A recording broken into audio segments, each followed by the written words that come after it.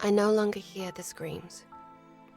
Even when the world slumbers in silence, and I'm left alone with my thoughts, I no longer hear the screams. For years they haunted me, but even nightmares like mine don't last forever.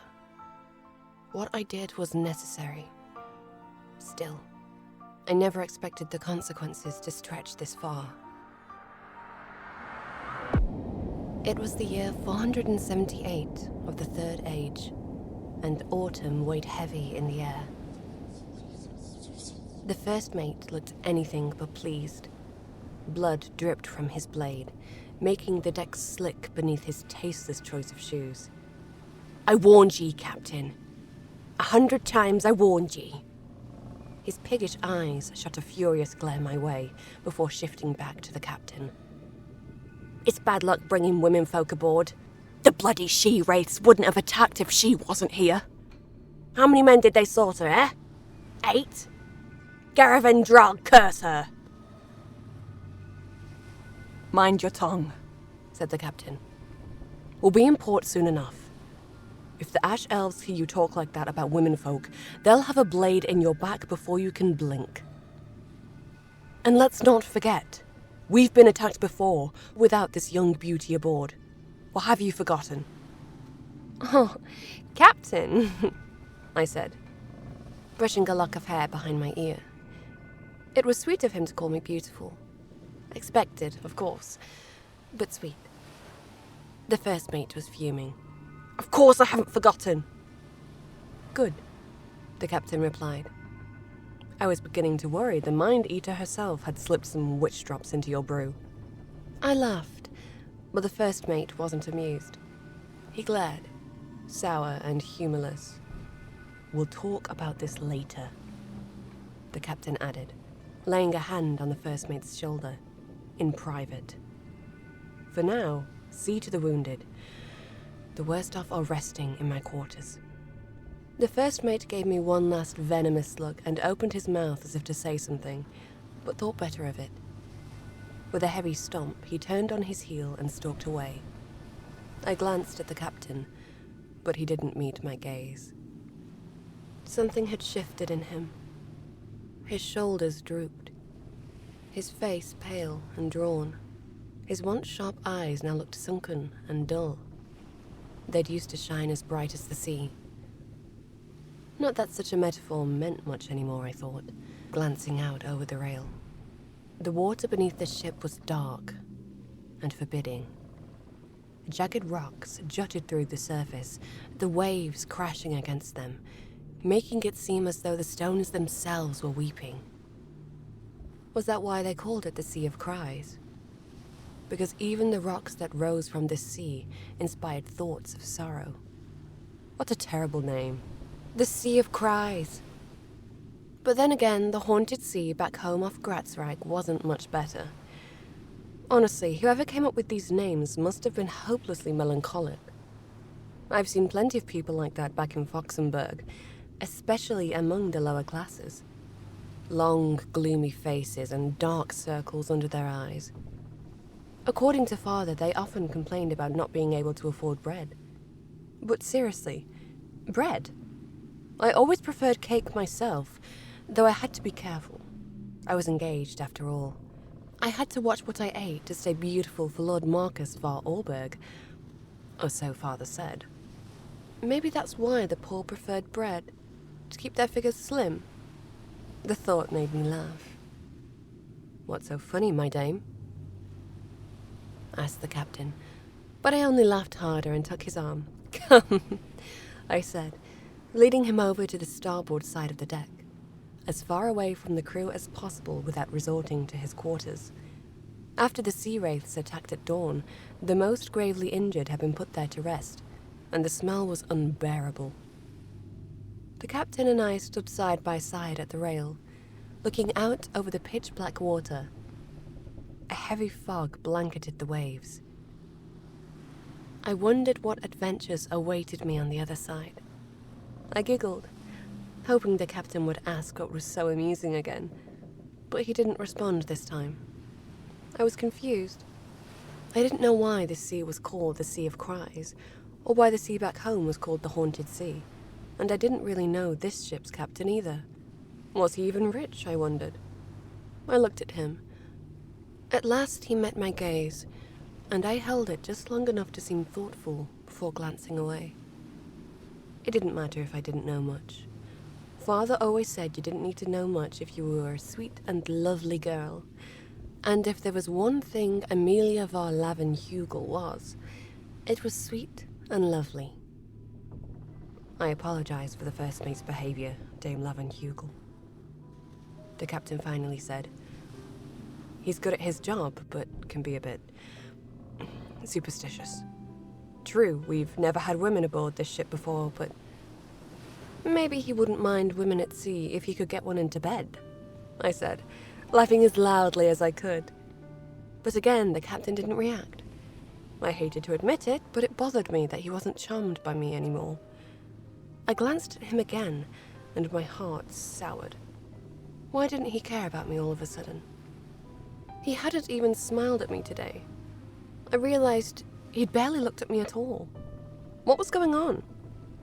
Did I mean nothing to him anymore? I snorted. What's wrong? He asked. Could he not even understand that? By the heavens, if he was going to act like this, he could go straight beyond the veil. No man in the world was worth this kind of effort. There was always another one waiting just around the corner. Forget it, I said, looking away. A silence fell over us. Aside from the rhythmic slap of the waves against the hull and the creaking of the ropes in the masts, the only sound were the tired, murmuring voices by the crew. By the gods, what a miserable bunch. Look there, my dame, the captain said after a while, pointing south over the rail. I could finally see our destination through the fog hanging over the waves. Ever since I was little, I dreamt of seeing the fabled Lac La Lèche. Other girls at court had longed for the sunny southern provinces of the empire, the white beaches of Tash Halabar and Zerania. But not me. No, I was always drawn to the grey and eerie ashland. Father often told stories from the war about how the ash elves ate moss and worms instead of proper food, fought with poison-tipped spears instead of muskets or cannons, and even flung carnivorous larvae at their enemies. In winter, they bathed in rotting swamps to stay warm. Oh, how thrilling! Not even the tales from the sea-swallowed lands of Bohemia were this disgusting. For as long as I could remember, I'd begged Father to let me travel to the colony where the ash elves lived. Not until you're 18, young lady, he always said. Oh, how I hated him for it. I just wanted to see the same wondrous things he had. Besides, he hadn't had to wait until he was 18. Grandfather had knighted him and let him sail with the Imperial Armada at 17. Furthermore, he'd said, your first duty is to marry.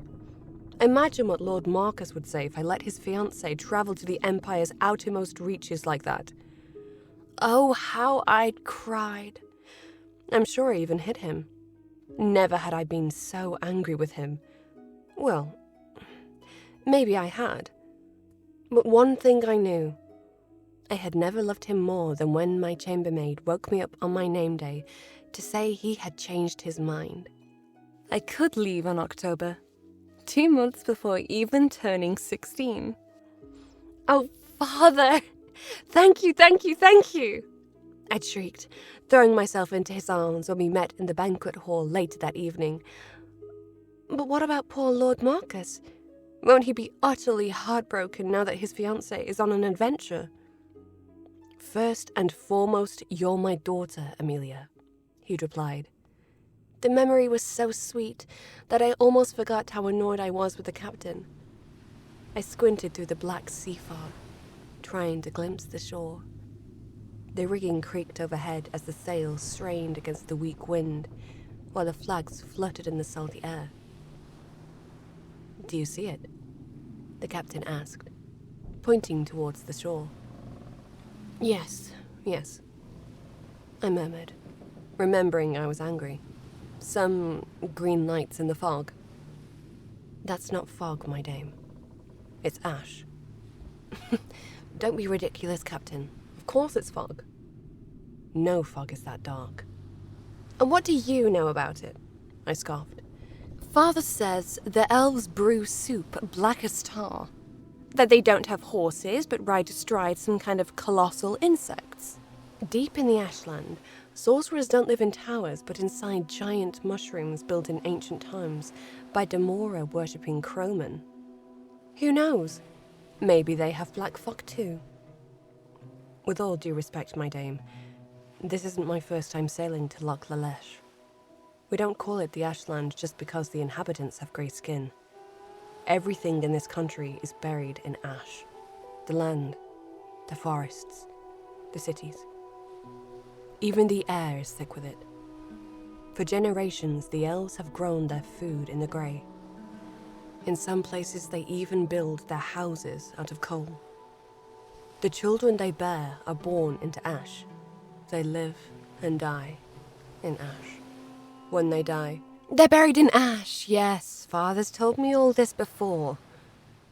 So why do you insist that? The captain began, but cut himself off when I shot him a sharp look. People tended to stop talking when I looked at them like that. I'd practiced the expression in the mirror. My emerald eyes could sting like a snake. You were saying? Nothing. My apologies, my dame. Of course, you know these things as well as I do. I studied the captain in silence. Please, my dame. Promise me you'll be careful while here. This is a strange land you've chosen to visit, and your bodyguard was badly injured during the wraith attack this morning. I rolled my eyes. Of course, Werner had been badly injured. Every night since we'd set sail from Foxenberg, I'd been slipping a sedative into his wine so he wouldn't notice when I snuck off to the captain's quarters. How was a poor young noblewoman supposed to enjoy herself with a watchdog always trailing behind her? He'll survive, I said, noticing one of my nails needed filing. But if the worst should happen to you, he won't be able to protect you. And what exactly would the worst be, Captain? Many things hide in the ash, my dame. Some say this land is haunted, that the spirits of the ancient world still wander the swamps when night falls. Pagan gods, long abandoned by the civilized world, are said to still dwell in the depths of Loch Lalesh. I glanced over my shoulder at the crew on deck. Many of them looked scared. Sure enough, the thicker the ash, fog, gathered around the ship, the paler the sailors' faces became. I turned back to the captain. Are you worried about me, Captain? At first he didn't answer, just stood there staring at the shore creeping closer. Gods, how boring he'd become. Yes, he finally said. I'd rather nothing bad happen to you, my dame. A dreadful thought crossed my mind. What if Captain Boring took it upon himself to act as my bodyguard now that Werner was out of commission? That would make it impossible to have any fun in Loch Lalesh. I thought for a moment. Then, the solution came to me. Hidden in the vial I kept tucked in my corset was the same sedative I'd used on Werner. If just one drop was enough to knock out big, strong Werner, imagine what 2 or 3 could do to the captain. I turned and took his arm. He flinched, but didn't pull away. I smiled, then leaned in and whispered in his ear. What do you say, Captain? Do we have time for one last round in your quarters before we dock? He flinched, glancing towards the crew. They were busy with their work. He looked back at me, his eyes filled with unease. But the wounded are in there. We can't just... They can find somewhere else to die, I nearly said. But then remembered the awful stench. Blood, gore, and worse. The sailors bitten by the sea wraiths had flesh wounds that were already starting to rot. Even if they moved elsewhere, it would take hours for the smell to clear out of the quarters. When I had gone to retrieve my jewelry earlier, I had nearly vomited. The thought made me push the captain away. "That's right," I said. "Time for plan B." I straightened up and locked eyes with the captain. "Do you love me?" He went pale. I stared at him, unblinking. He looked terrified. I wanted to laugh, but held it in, keeping my expression stern, unyielding, penetrating. "Why don't you answer me, Captain? You're not afraid of Lord Marcus or my father, are you?" His eyes darted nervously. That amused me. "If I were you, I'd be more afraid of what happens if you don't tell the daughter of Margrave Reuben var Lavenhugel that you love her. Especially after sleeping with her every single night at sea, from Gratzreich to Loch Lalesh." He was sweating under his uniform now, no doubt about it. He was not the sharpest tool, but he was smart enough to recognize a threat when he heard one. I let him squirm as long as I wanted, before finally breaking into laughter. He smiled. Nervously, sure, but that didn't matter. What mattered was that I meant something to him again, even if that something was a threat. "Promise me you will stay in port, Captain. You will remain here obediently and sail me back once my visit to the Ashland is over. When that is up to me. Understood?" He nodded. "And you won't stand in my way when I set out to explore the colony alone?" He shook his head. Perfect. I had him wrapped around my finger. I turned, satisfied, and squinted into the fog, where the sprawling harbor city of Blotseth slowly emerged from the darkness. Truly, I thought to myself, and flashed a smile. The world would have to end before anyone could rein in a girl as sweet and lovely as Amelia var Lavenhugel.